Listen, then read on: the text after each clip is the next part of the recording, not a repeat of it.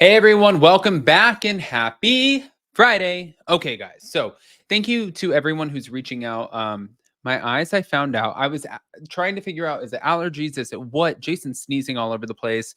I'm sneezing, but then my eyes were red because I had a contact that bust in my eye.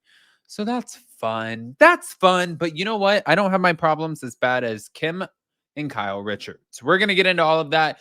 This literally just broke today. So if you guys haven't already, go ahead, pop off in the comment section. If you're not subscribed, get subscribed. Don't forget to hit that notification bell and let's jump right in.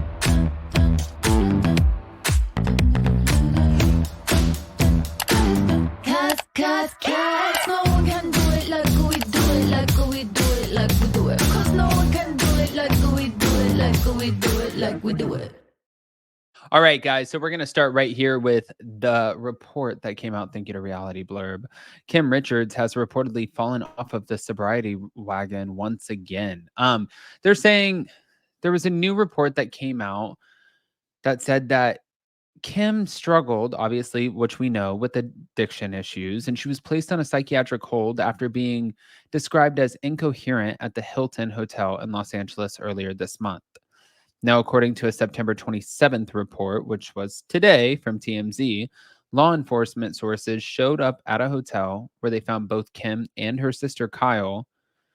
They first asked Kim to vacate the premises, but she refused, and she was ultimately placed on a 5150 psychiatric hold and taken to a nearby hospital in an ambulance.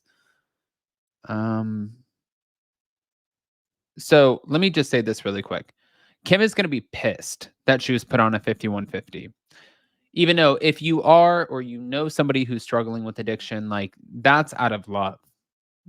Like putting somebody in a psychiatric hold because they're going to hurt themselves or they might hurt somebody else or they might get in trouble, which Kim has proven time and time again.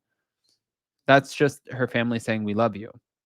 But after being released from care, Kim was said to have turned up at a home owned by Kyle. Although Kyle once allowed Kim to live at the property, she seemingly attempted to make her leave once she learned that Kim had backslid.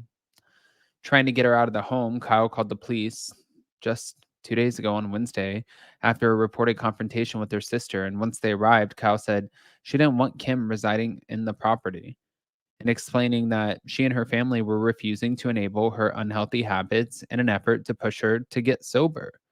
But unfortunately, Kyle was told because the matter was a civil case, she would have to file an eviction against Kim to get her out. So Kim has allegedly remained at the house. But due to Kim's past with addiction, her family has grown concerned for her life. And before Kim's reported relapse, Kyle spoke of her potential return to the Real Housewives of Beverly Hills. She said, I can see Kathy Hilton and Kim both joining the show for sure. I know the fans want that a lot, so we shall see. She then seemingly considered her own show with her sisters when she reposted a message from a fan. Oh my God, I really need to watch season 13 of Real Housewives of Beverly Hills and the reunion. I mean, it sounds interesting. Also, why don't Kathy, Kim, and Kyle have their own show already? Yeah. Well, Kim Richards, I mean, we're sending you the love. I actually don't even know what to say at this point. It's unclear when exactly Kim fell off the wagon. Last June, Kim, Kyle, and Kathy were all seen having fun, singing karaoke together for her daughter Whitney's wedding weekend. This just makes me really sad. And even in 2019, Kyle credited Bravo with saving her older sister's life, saying on the Jenny McCarthy show, if anything, being on the show made her accountable. And she says that as well. She said that it saved her life because, there's nowhere to hide and everyone knows. And now anywhere she goes, people know who she is and she can't get away with anything. So it actually helped her. Now, Kim hasn't been a full-time cast member on the show for many years, but she did make several guest appearances along the way. But I don't know. Kim appeared to turn a corner with Andy Cohen, revealing that Bravo previously stepped up to pay for the former's 2011 rehab stay. And this is what was said. When it was clear that it was a real problem, we wanted to be responsible and we didn't want to put her in a situation where anything could be exacerbated. That's what Andy Cohen shared in the Diamonds and Rose book. We considered her family and wanted to work with her to get her better. Bravo paid for her rehab. I mean, everybody's trying to help her. It's really sad, you guys. But something that a lot of people don't have a lot of sympathy for, which is also a big deal right now, is this next story. It would be the Grizzlies. Hold on. Let me just put up the photo. Oh, the Grizzlies. They're always getting themselves into some shit, aren't they? Thank you to realityt.com. Julie Grizzly's attorney is blaming her resentencing decision on fame and vows to appeal. A lot of people have said this along the way. Like Erica and Tom, I think, believe because they're so famous. Ooh, so famous. So funny to say it like that. It's like because they're Kim Kardashian. They're not. But because of their fame, that they're getting harsher treatment. Teresa Giudice and Joe Giudice also felt the fame contributed to harsher treatment.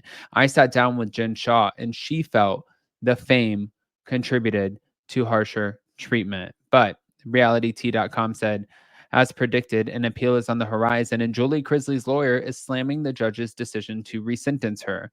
This time, he's blaming her fame for the judge refusing to lower the sentence.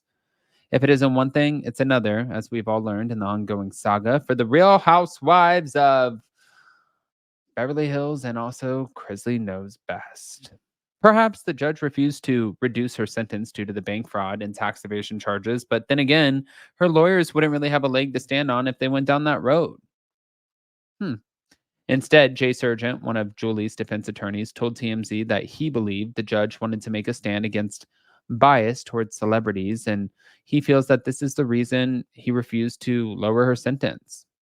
After all, Julie is well known by millions of people, and many were watching and waiting for the outcome of the hearing.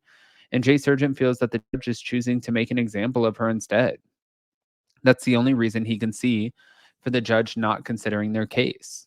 And Jay Sargent claims that Julie has been a model inmate and poses no threat to society.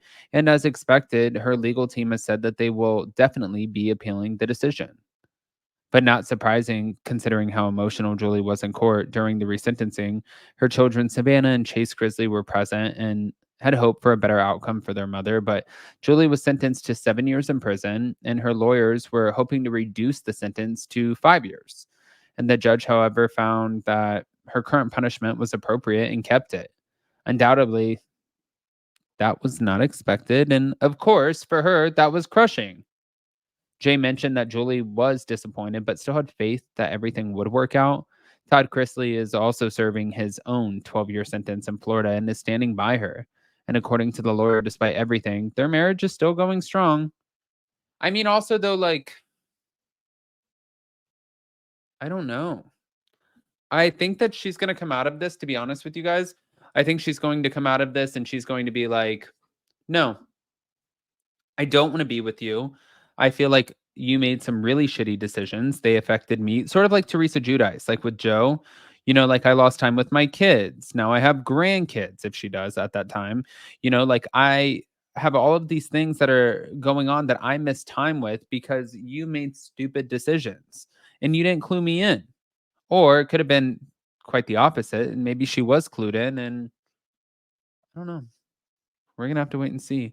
But guys, I want to hear what you have to say about the Kim and Kyle of it all, and also the Grizzlies. So if you guys didn't catch our hot, messy topics today at 12 p.m. Eastern, then definitely go be a part of the replay crew. But also, if you haven't gotten subscribed, get subscribed. Don't forget to hit that notification bell and smash that like button. We'll see you next time. Love you guys.